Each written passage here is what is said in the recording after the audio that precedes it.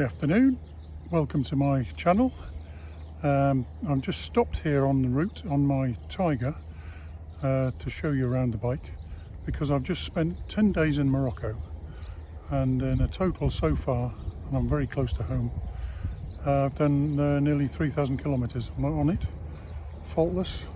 But what I'll do is I'll show you around the setup I used on the bike, and then I'll go on later in the video to show you some of the road conditions and things we've been driving on, and you can see what the bike's been doing.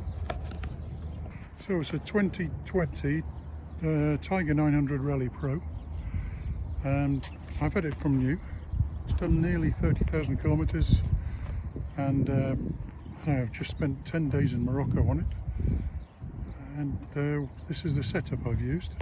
I mean, originally the original handguards got bent and broke the end of the lever, the brake lever off, so I fitted these bark busters and the double take mirror, because a mirror broke when it fell over as well. And this has been over since then and scraped along the road, and these have taken the brunt of it, so it's a bit of extra protection.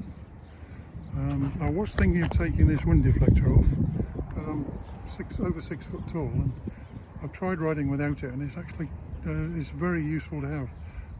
So I've kept that on, and when I go off-road I try to remember to put the windscreen down for better visibility, but I don't always. Tyres, right. Tyres, I've got the Mitas 07, and the back is a 07 Plus, and they work really well in all conditions. I've been in dry conditions. The only thing I didn't like it in was sand. We didn't do a lot, thank goodness, but I would not want to take these into sand for prolonged periods, or mud. But for dry conditions, all the trail work I've done, all the roads, motorway speeds, everything, this bike's done everything, and those tyres have done the job, and so has the bike. Its suspension setup, I set it up for full off-road, broken terrain as per the manual, and I made a video on it. And I ride like this all the time with this bike.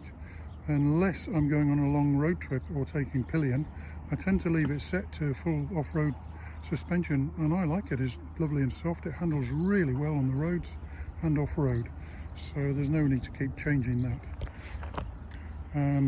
I've got these cool covers for under your butt to give a bit of air conditioning under there, which seem to do something. You certainly notice it more in cold weather, because you can feel that it's working, but it must be doing something in the warm weather.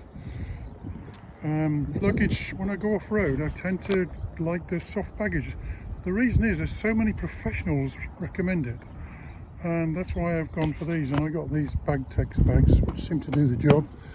I've had 3 long off-road trips with these bags now, and they have fallen over and been scratched and scraped a bit.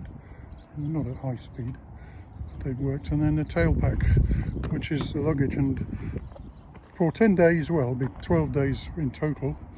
One half of this is a sleeping bag and a bike cover, just a cover for the bike, and waterproofs, and that's that.